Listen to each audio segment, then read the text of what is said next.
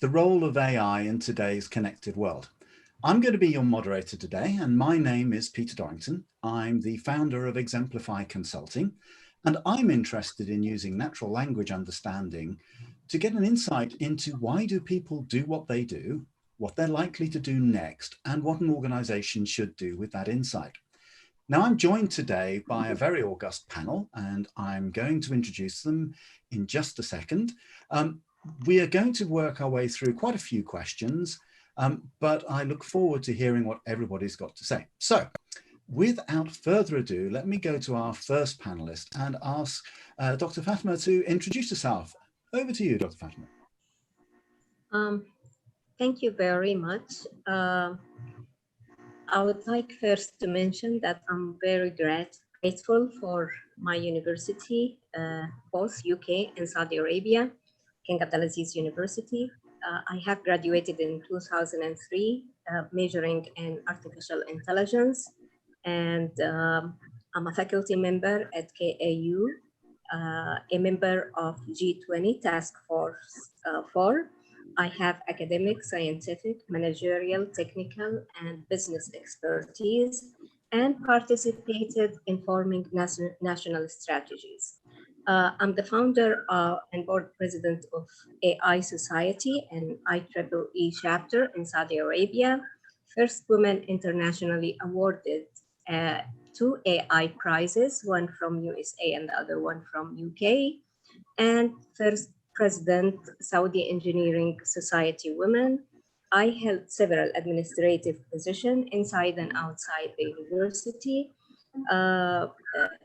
as a manager for Apple Center, GMIT Security, director for KAEC, educational sector. I have about 30 years of educational expertise, authoring several books and supervised many applied technology projects. Thank you. Lovely, thank you very much. And going in alphabetical order, my next guest I'd like to introduce herself is my good friend, Lubna Dajani. Lubna, move to you. Thank you. I'm Lubna Dajani. I am the founder of the Alternate Limited. My educational background is in systems analysis and design. I take a holistic look at technology and its impact on the advances across all fields of science and industry. I'm currently also an advisor to a few public and private CEOs, and I'm a contributor to some of the IEEE standards on ethical AI, as well as an invited expert at W3C on privacy and cognitive AI. I'm really delighted to be here. I thank you all for being part of this panel, and very, very much gratitude to Dr. Fatima for inviting me. Thank you. We're delighted to have you, Lubna. So next, I'd like to go to Mark Kellett. Would you mind introducing yourself, Mark? Yeah, hi. Well, firstly, thank you for the invitation, kind invitation to join this rather esteemed panel. They say in life, surround yourself with people who are better than you. And I think in this case, there's lots of people on this panel who are a hell of a lot better than I in the area of AI. But my background, I started life, I come from a physics science background, and for my sins, I then became an accountant, all to do with numbers, right? So it's understanding why things work and how much they cost. But I moved into the technology area. I'm originally from Ireland, but worked in the US, worked in Europe, working for companies like Yahoo, Sun Microsystems, Network Appliance, and more recently moved into the area that is generating vast amount of data supporting this AI explosion, telecoms, and more focused in property and infrastructure technology. So I founded a business recently, Keltec IoT Networks, and we are focused on the very fast-moving property and infrastructure technology space. And also for my sins, I've decided to study at MIT in a course in AI to bring myself up to speed. So that's me. Look forward to talking to you all during the next hour. Thank you very much, Mark. And finally, last but by no means least, I'd also like to introduce Dr. Mike Short of the Department of International Trade to introduce himself. Over to you, Mike. Peter, thank you very much for introducing me and also for the opportunity to take part. So I'm currently the Chief Scientific Advisor to the UK Government for International Trade, but I bring with that 40 years in electronics and telecommunications. I'm a former chairman of the GSM Association and a former president of the Institution of Engineering and Technology. But my particular interest is to actually help introduce innovation into more and more international markets. And AI is one particular example of that. And I look forward to talking more about that when we can. Lovely. Thank you, Mike. And thank you all to the panelists for that introduction. So without further ado, I'm going to come back to Mike. My first question then, Mike, is where are we with AI today? And what are the best applications of AI that you've seen? And then I'll ask the rest of the panel. But Mike, over to you first. So clearly there's a lot going on in the field of AI at the moment. What's the best that you've seen so far?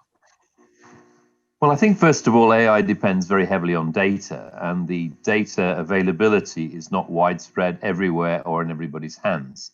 Clearly, we need to respect data privacy and data trust.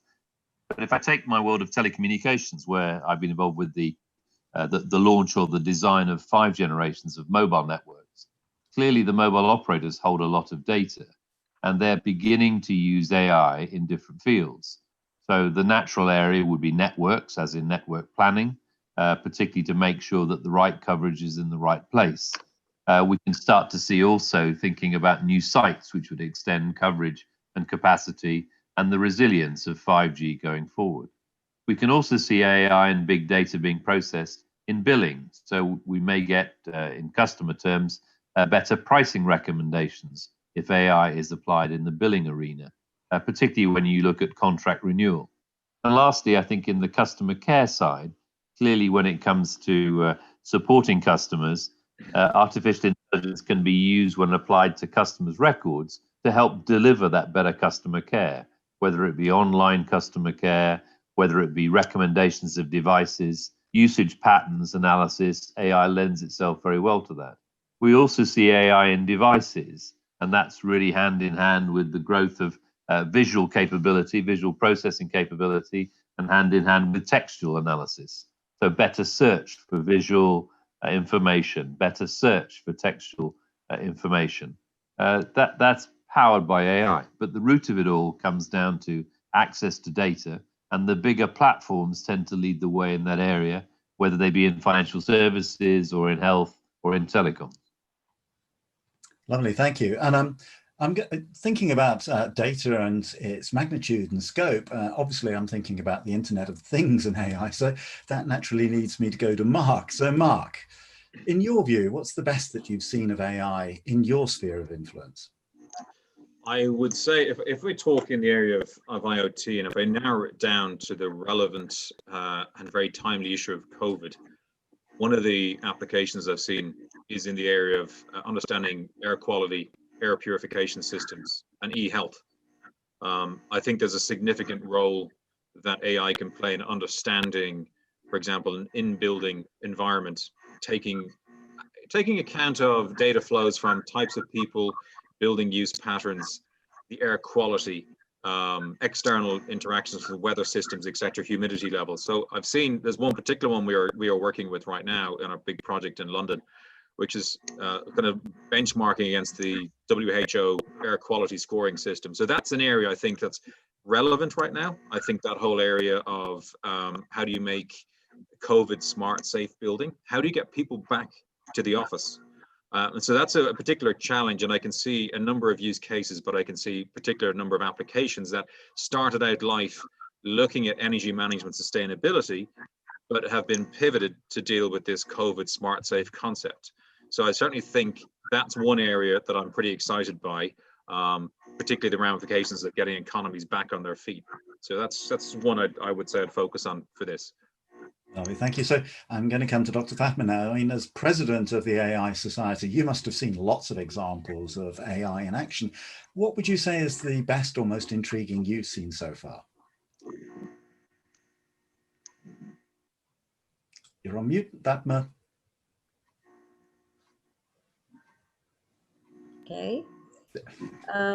I think so far we can see most of the application related to AI-based governmental services, and especially when it comes to security, defense, monitoring, and probably finance as well. We're going to see lots of it very soon.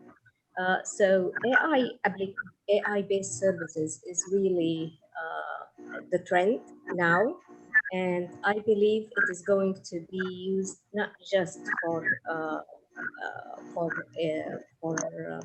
monitoring and for controlling, but as well as for uh, health as well. It is going to be there so much, and education. That's wonderful. I'm going to come back to those in a moment, but before I do, I'm going to go to Lubna now. Lubna, you perhaps have a slightly different take. So what struck you about the best of AI at the moment? Well, a lot of the things have been already covered. Some of the interesting applications of AI, I think, lately, that I've come across lately, and for example, one of the companies I'm mentoring from Horizon does a lot of visual assessment of images, whether it's your biometrics, but on device. So providing on-device security that is, you can imagine that there's no network, the traversing over the network is eliminated, and retaining that assessment and onto the device. So I think on-device AI, edge AI is, you'll see a lot more of that, and I think that's quite interesting. AI in arts and music and is also very interesting in its applications for mental health and for education, as Dr. Fatma mentioned. But we see a lot of it obviously in the creating of customer experiences, and there's where we can talk some more about the implications of that and how that's being used. And of course, I think most interesting for me is how do we bring AI to the edge of the individual so they can augment our own human intelligence, our capability in making informed decisions and events. Lovely. So thank you. So, well, that's the positives. Let's have a very quick look at perhaps some of the challenges. So I'm going to come back to you again, Fatma. Have you seen any new challenges emerging as a result of the propagation of AI into our world?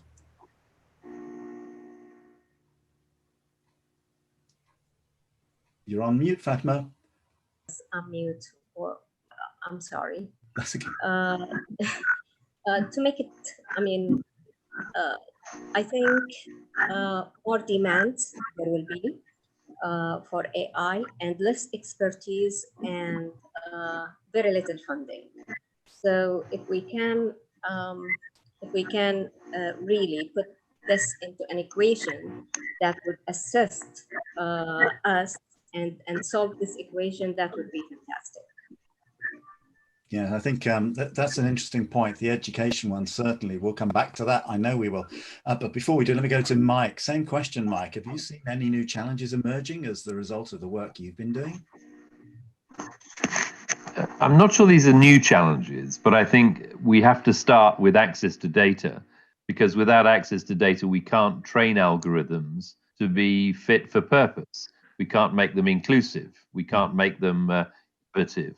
And some of the access to data needs to also go across sectors to be very relevant. So if I take two of the biggest inventions of the last century, mobile and the internet, bringing those together and accessing the two data sets together can help to innovate in all sorts of different ways. We've already seen, for example, the growth in mobile payments, which are highly relevant today to consumer behavior. But we do need the intelligence to make sure fraud and cybersecurity are minimized. So a lot of this starts with access to data. I think the other area of education that Dr. Fatma has just briefly referred to is very important as well, because sometimes there's a lack of understanding of the power of AI, how it can actually make a big difference in a positive way as opposed to in a negative way. So linking education to demonstrators and neutral arrangements. I quite like about smart cities and how to make them really smart. Sometimes having a city data store which is accessible by all sorts of innovators, is only going to be as good as the data that's available and the talent that then accesses that data to help remove areas such as pollution, as referred to earlier on, or help reduce congestion in city centres. So AI has got a lot of power, but it needs to be blessed with access to the data and a good understanding of how the data can be used. Yes, I'm going to come back to that a little later on. I think that access to data and the effect it has on power. But again, in the same vein, so I'm going to come to you, Mark. You've been doing a lot of work with, as you say, the physical estate, so smart cities, smart campuses, and so on. Have you seen any new challenges emerging as a result of the introduction of AI? Probably to touch on a comment from Dr. Fartman and Mike as well. In the area, from a deep learning, machine learning perspective, one thing you need is that data set, but almost a sort of independent agnostic data set. The challenge with AI rolling out, and particularly a point we'll come to later on 5G or 6G or Wi-Fi 6, whatever it might be, is that networks will tend to deploy that infrastructure where it's commercially most attractive. That's a logical point. Mm-hmm. The question then becomes, you have a digital divide in terms of the type of data that's being generated off those networks. And is that data set that you're using for training your machine learning, deep learning algorithms, etc., is that an inherently biased data set? So as you look at these sort of isolated smart city developments, are they truly representative of the country, the state, the people, an economic social class? Or is it a biased view from the get-go? I mean, we saw the news yesterday about Twitter and how it's biasing, people in photographs, people of a white skin color, because it was fundamentally a platform developed by white middle-aged men, pretty much. So, you gotta grab these issues, and I think there's a digital divide that could emerge because of the commercial orientation of telcos, naturally.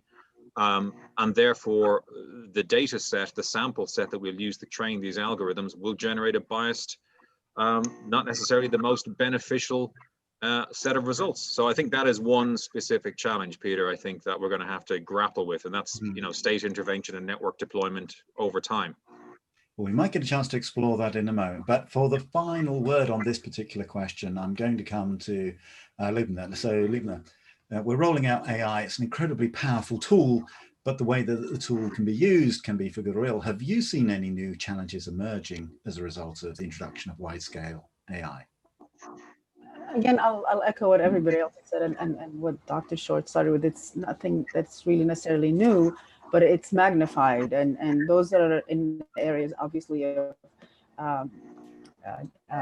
data and data labeling and then ethics, and whose ethics are we talking about?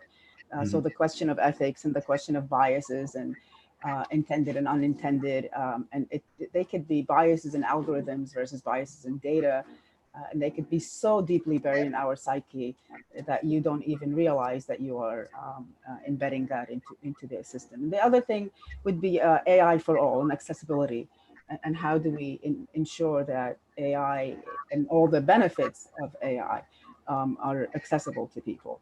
And just pulling back to ethics, marketing and advertising, and under the banner of customer service, and in knowing your customer, how far do we go with that, and at what point do we cross the line? But I'm sure we'll talk about that some more. Okay, thank you. So now I'm going to go to a question. This is obviously a mobile show, so it would absolutely be the right thing to do to talk about mobile. And what I'd like to actually do is talk about the expansion of connectivity through things like mobile internet, 5G as it becomes more widely rolled out, IPv6, possibly even things like Starlink and some of the other things going on. So first I'm going to come to Mike. So Mike, what does this expansion of mobile connectivity mean for us? I think it means three things. I think it's, in simple terms, it's about capacity, capability, and content. Just unpacking those a little bit. Sometimes the addition of capacity improves coverage, it improves throughput. That capacity improvement should not be ignored. It also, though, does bring with it the capability of higher speeds, lower latency, more advanced standards. And having 5G AI ready networks, to me, is in that capability category. I think is much more than just hearing and seeing content. I think it's also about applications. I think it's about different styles of usage. So you can imagine businesses distributing their content and their collateral through distribution channels and their e-commerce. You can see that being much richer in a video world, in a much richer world of content, if you like. So when you blend in AI as the capability set to the capacity and the capability in the content, you can start to make suggestions and recommendations. So recommendations we get today from the internet, certain stores such as Amazon, but actually if we can get recommendations made based on location, or maybe based on usage patterns, or maybe based on areas of common interest, community, for example, that there's a lot more capability that can come through AI, provided the data is available. And it won't just be the mobile operators who are making recommendations. It's those others that may have access to common or related data sets. So the independent distribution channels might be recommending a new phone for you, or new content and breaking information for you. You might get all sorts of independent and wholesale channels with those recommendations, subject to it being reasonable to pass and share the data with the customer's permission. Lovely, thank you. And I'm going to come next to Mark. So Mark, IPv6, Internet of Things, everything's connected, everything's aware. What do you think that means for us as we move forward into the future?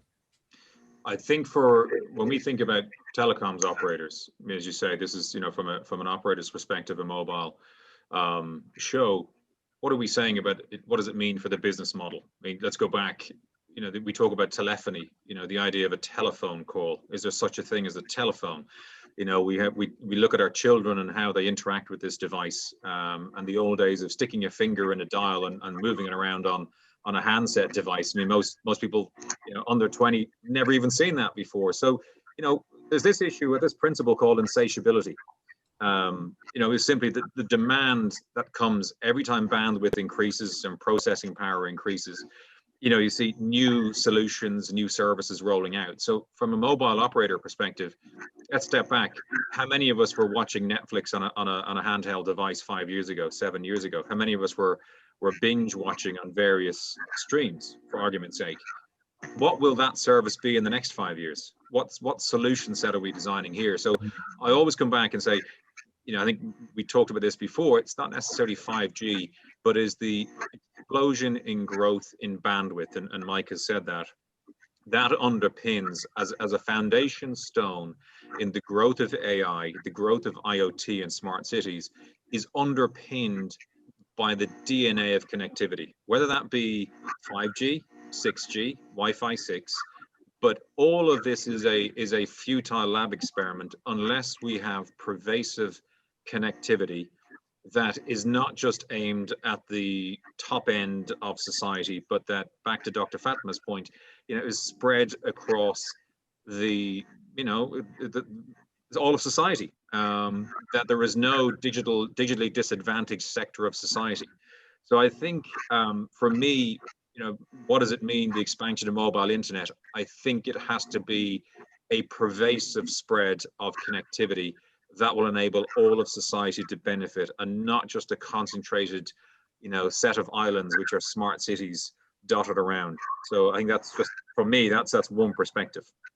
Okay, thank you. If we get time, we're going to come back to the smart city thing. But before we do, you mentioned in your introduction that you're studying AI at MIT, and I know that you're very interested in the way that AI will impact business strategy. So from a business strategy point of view, what should our audience be thinking about right now about AI and business strategy? If you take the old classic model of business, what are the areas you can be successful, or how you from a business strategy, what are the ways in which you can drive success? You have differentiation, you have cost leadership, and you have focus. So when you think of those three key themes, what position should you be considering with regards to AI and the impact on business strategy? Is it going to, for example, lower the total cost of transaction? if you're using chatbots, you can use some sort of natural language processing. Is that something that allows you to take cost out of your business? One of the interesting contributions from one of the professors on the course is that AI will allow you to introduce more humanity into a banking transaction, because kind of a almost bizarre logic that it takes AI to introduce humanity into a banking transaction. So, but you know, empathy in AI and empathetic AI is a separate question. But I think you have to, as business leaders, look at the impact of AI. So whether on a cost leadership, if that's improving your call center efficiency, what Mike had talked about in terms of billing analysis and churn data, are there areas there you can look at, you know, predictive analysis? And by the way, you know, I look at, you know, AI is probably being in its second or third wave. I worked in the airline industry, and back then, yield management, how much you charge for a seat, wasn't called AI. It was a whacking big spreadsheet.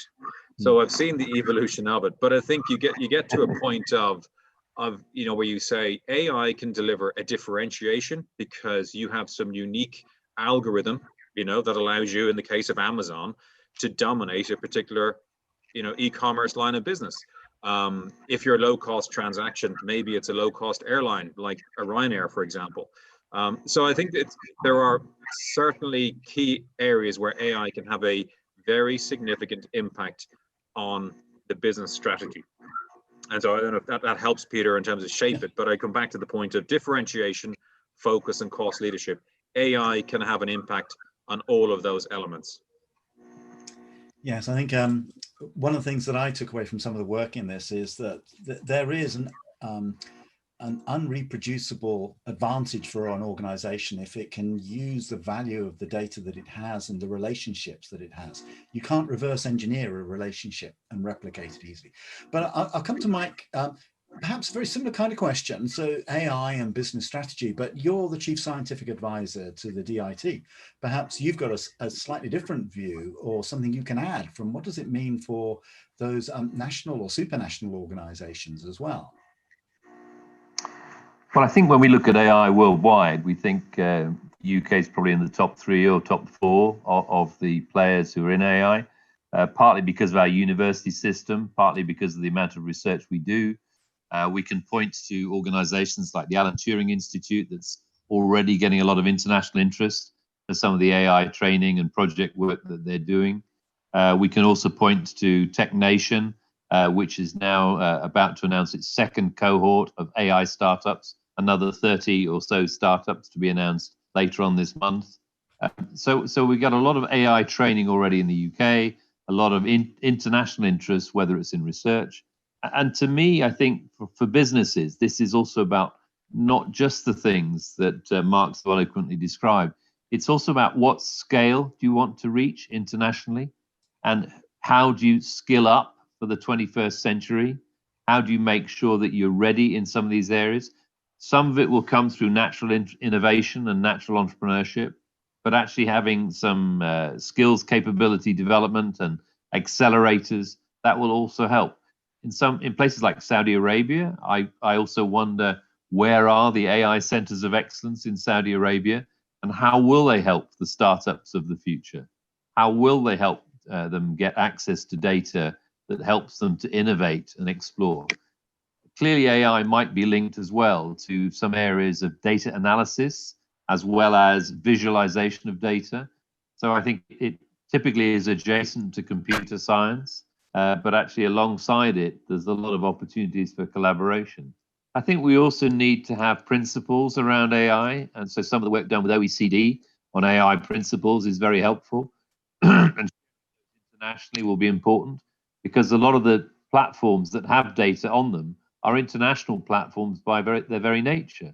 So agreeing the principles of data sharing, such as the OECD principles, is a very important step. And lastly, I think at the end of the day, AI will not know any geographic boundaries. We need to think about this internationally and think about how to collaborate in these areas. When we take some of the big industries of the UK, such as creative industries or financial services, they are serving many international markets. So they need to think about AI internationally from the start. Thank you. So you actually asked a question, and I think I'm going to pose that to Dr. Fatma. So Dr. Fatma, Mike asked, the Centers of Excellence in Saudi, what kind of work is that? Because I know that this is a vital part of your national strategy for the next decade. So perhaps you could just share with us a quick insight into some of the things going on that you're aware of. Well, I think that there is great plans here in Saudi Arabia related to the authority, the AI Society Center of Excellence for AI. And I think there will be distributed also centers throughout the Saudi Arabia. I believe that that is going to assist in the innovation process. Also at the level of services, it will serve probably most of the universities. Once we have an AI lab infrastructure, probably the Center of Excellence also would act as an advisor for most of the businesses in Saudi Arabia here. I imagine that it would be an added value, not only at the level of business, but also at the level of economy as well, to assist in different areas in the development process, financial growth. I believe that AI Center of Excellence is not a choice anymore, and probably we're going to see this effect very soon in Saudi Arabia. So thank you. So we could talk about this for a long time, but I think there are a couple of other subjects I'd love to touch upon, and I'm actually going to come to Lubna to start the next one, because I'd like to help ask you to help position this. So obviously we've talked about the power of modern AI and access to data. And we actually have just asked the rhetorical question, perhaps, will the power of AI be available equally to all? And what would be the kind of enablers or perhaps the checks and balances we need to think about? So I'm going to go to the whole panel for this, but Lubna, I'm going to come to you first, because I know that with some of the work you've been doing with the IEEE, you're thinking about some of the applications of AI in specific areas. So is it going to be available to all? Will it be an equitable relationship with AI and its application in the world? Well, that's what we're hoping for. I think we've talked about that even yesterday, about is it going to be a human right to have access. I think the imbalance, if AI and connectivity and accessibility is not made ubiquitous, the imbalances would be gravely negatively impacting. I think we are moving towards that.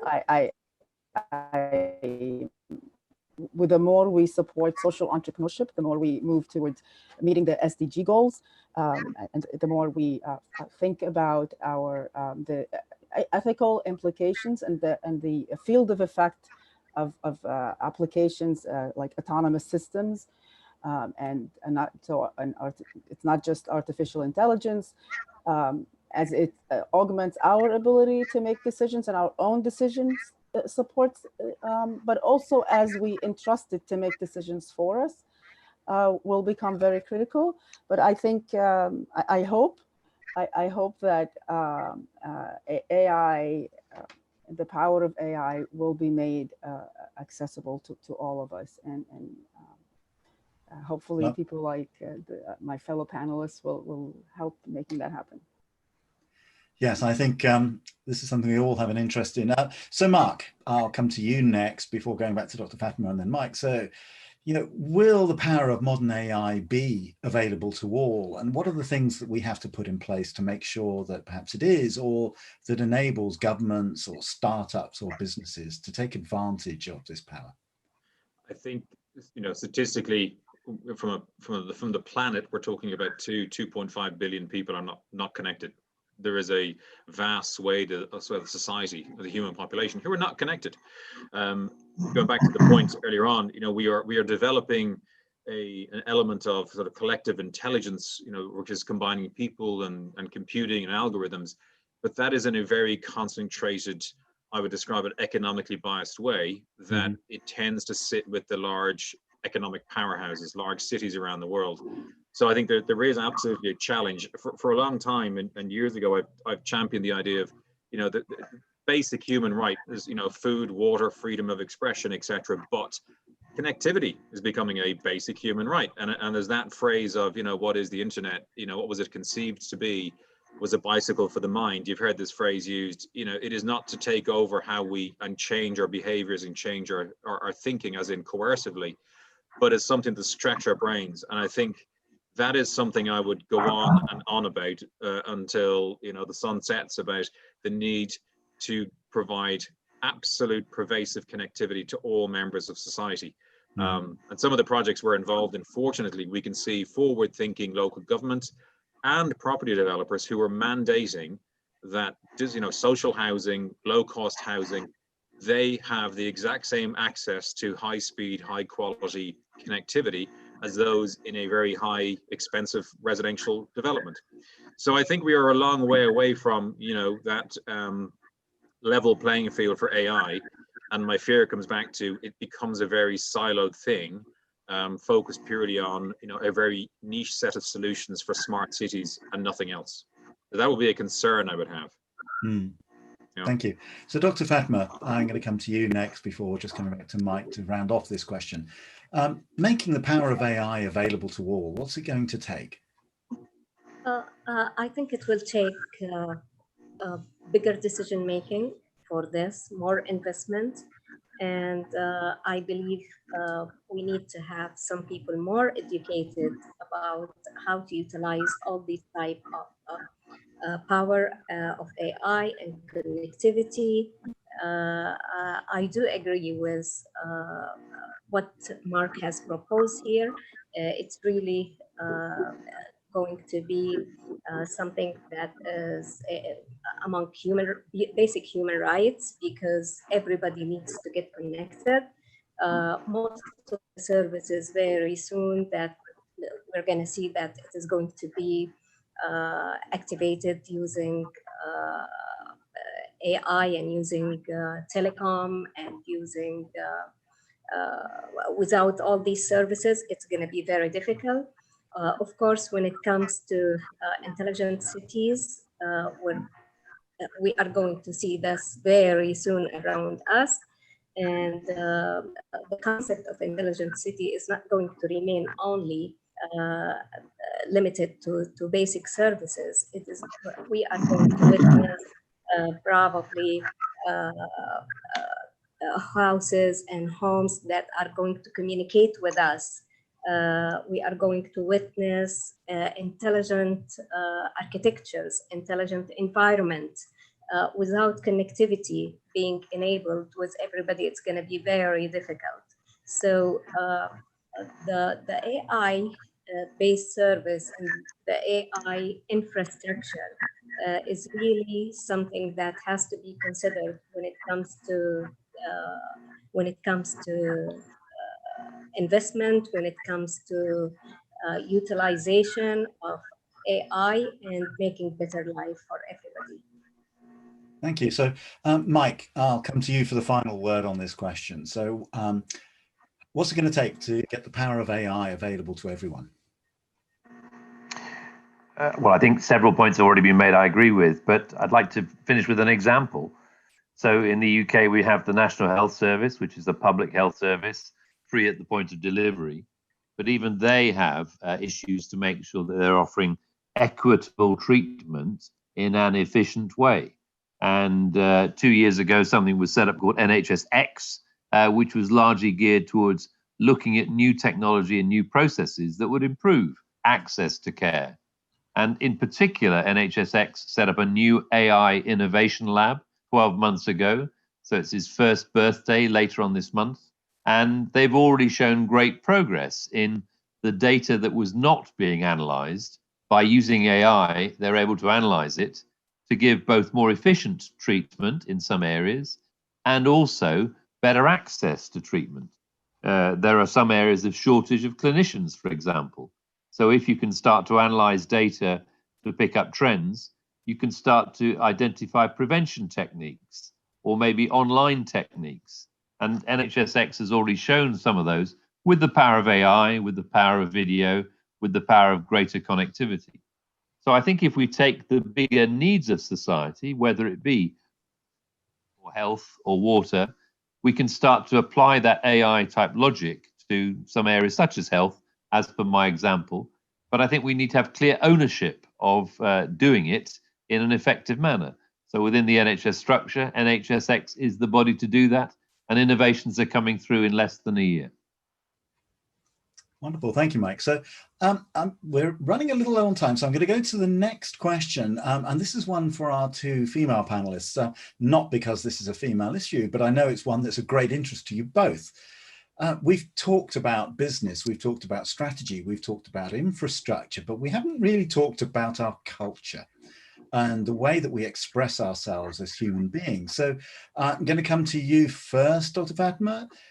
How can AI engage in our human culture, our creative side, our soul, if you wish? Well, I think there is a lot to be said when it comes to this. As Lubna has mentioned at the very beginning, that AI is going to be a vehicle for our culture, for arts, for music, and maybe for more concentration in the future, because with playing certain musics and maybe assisting us in, as Mike has mentioned, to have better health, improved services. So all this is very important for us, but it is more important also to understand the limitation of AI and how we can deal with it, how we can engage with AI when it comes to dealing with different, for example, creatures like robotics or cyborgs or others that we are going to see with us in the next few years. So it is an issue that has to be considered. AI ethics is something that we need to think about more and understand how we are going to interact with it at a cultural level, how we are going to keep also our own culture not to be missed or not to be mixed with AI and maintain our life the way we would like as humans. Thank you. And Lubna, I'm going to come to you for the final word. How can or should AI engage with our human nature, with our culture?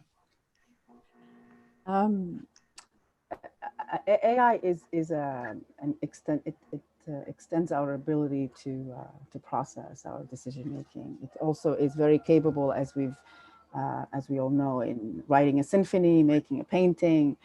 But it will also, to the point Dr. Fatima had mentioned, extend our ability to express our culture and to. I think we will be able to use AI to help us better understand ourselves and leverage the creative arts to better express ourselves and to share our cultures and preserve our cultures by sharing them and making more accessible and more understandable to others, because we don't all relate in the same way, and we don't necessarily understand how we each relate to some things. And I think the power of AI, if applied ethically and with deep consideration, can really elevate us to a much happier place at large, where we have much greater appreciation for each other's cultures, rather than imposing our own culture on each other. It's a lot of applications for AI. AI is an extension of our capacity to think. Yes, I think it's going to be interesting to see at what point that blend becomes seamless. Well, we've just about run out of time, but before we do, I'm going to take an executive decision and we're going to run over by a moment. I'm going to ask you each for one thing you would like our audience to think about after this panel. So I'm going to start with you, Mike, if you wouldn't mind. One thing you would invite the audience to think about. I'd like the audience to think about, if the two big inventions of the last century were mobile and the internet, how will AI help take that on to another level? I'm taken by the need for a diversity of culture and a diversity of ideas, but I'd like to know, what is the big scale invention for this century based on what we know today with AI? Lovely, thank you. So Mark, I'm going to come to you next. Your one big thing you'd like the audience to think about? The one big thing, climate change. Rather small little thing, but when in the concept of marginal gains, I think the audience thinking about not trying to solve climate change in one foul swoop, but all the impacts that can be had through the application of AI and robotics, for example, in a simple thing such as smart, energy efficient waste collection. But little 1%, 0.5% gains across a myriad of systems and deployments can have an overarching impact on the wider issue of climate. So I certainly would say that as a systemic threat to humanity is something where I think AI has an enormous role moving forward. Thank you. And Luna, I'm going to come to you. One thing you would like our audience to think about? One thing that our audience to think about, I think, well, for me, I'm always asking people to consider would it be how to ask themselves if they are a human of humankind or of kind human, and how would that change the decisions they make. AI has a lot of power, and what level of autonomy we give it, and how we integrate that, and how we disclose, and the transparency we establish for ourselves. So we just think about all the questions you can possibly go back and think and ask your employers, your governments, and yourself. Lovely, thank you. And so for the final word, I'm going to come to you, Dr. Fatima. The one big thing you would like our audience to think about? I think to make intelligence artificial is not a question anymore. AI can now smell, write, see, talk, debate, taste, create, design, predict, monitor, and estimate based on zillions of probabilities. I believe that AI is going to grow beyond mimicking the intelligence of human to move into the intelligence of the universe. And I would like to think when we reach to that point, how that is going to affect us as human, and how we are supposed to react toward this. Thank you. Thank you very much. So all that remains then is for me to thank our wonderful panelists. So thank you, Dr. Fatima, Lubna, Mark, and Mike, and to thank our audience for listening. And I do hope that you'll be able to engage with us later and continue this. We would love to, and I'm sure, continue this conversation for a lot longer, but sadly time is against us. So at this point, all I could say is thank you very much all, and goodbye. Thank you. Thank you. Thank you very much.